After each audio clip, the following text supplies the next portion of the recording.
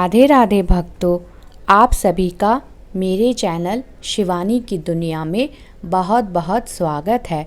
भक्तों, आज हम सुनेंगे आषाढ़ अमावस्या की व्रत कथा। भक्तों, इससे पहले अगर आपने मेरा चैनल सब्सक्राइब नहीं किया है तो मेरा चैनल सब्सक्राइब कर दे।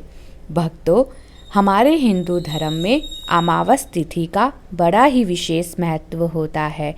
इस वक्त आषाढ़ का महीना चल रहा है, इसलिए आषाढ़ अमावस्या का अपना विशेष महत्व होता है।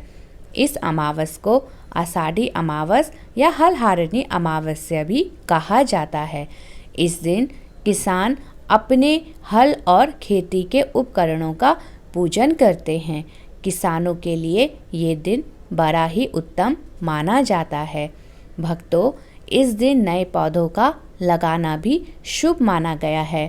भक्तों, अमावस्या तिथि को गंगा स्नान का विशेष महत्व होता है, लेकिन अगर आपके आसपास गंगा या सरोवर ना हो तो घर में ही नहाने के पानी में गंगा जल डालकर स्नान अवश्य करें। भक्तों, अमावस तिथि पितरों के निमित्त समर्पित होती है। इस दिन पितरों के निमित्त दान, श्राद्ध, पिंडदान, तर्पण आदि किए जाते हैं। इस दिन भगवान सूर्य देव को जल अवश्य अर्पित करें। अमावस के दिन तामसिक भोजन का प्रयोग नहीं करना चाहिए। ब्रह्मचर्य का पालन करना चाहिए।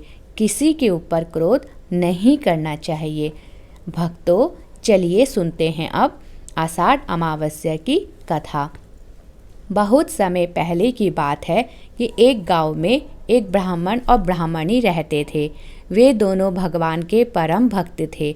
घर में सब कुछ था, लेकिन उनकी कोई संतान नहीं थी। इसी वजह से वे दोनों बड़ी दुखी रहते थे।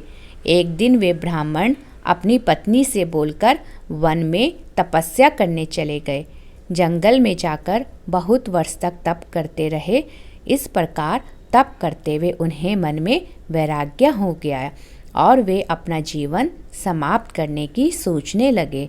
और जैसे ही वे अपना जीवन समाप्त करने लगे, उसी समय शुक्ल अमावस्या प्रकट होकर बोली कि हे ब्राह्मण, तुम्हारे 7 जन्म तक कोई संतान नहीं लिखी है, परंतु मैं तुम्हारे 2 कन्याओं का वरदान देती हूँ।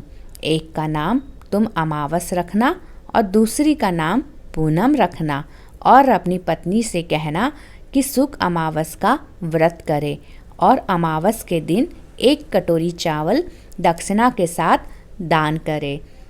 ऐसा तुम 1 साल तक करते रहना। शुक्ल अमावस की बात सुनकर ब्राह्मण घर आ गए और उन्होंने अपनी पत्नी से सारी बात कही। अमावस आने पर दोनों पति पत्नी ने व्रत रखा और कुछ दिन बाद उनके घर में 2 कन्याएं उत्पन्न हुई। तब उन्होंने शुक्ल अमावस के कहे अनुसार एक का नाम अमावस रखा और दूसरी का नाम पूनम रखा। जब वे कन्याएं बड़ी हो गई तो उनका विवाह हुआ।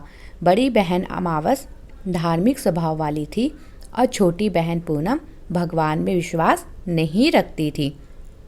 बड़ी बहन के घर सुख, समृद्धि, संतान सब कुछ थी, परंतु छोटी बहन पूनम के घर बहुत गरीबी थी और ना ही उसकी कोई घर में संतान थी।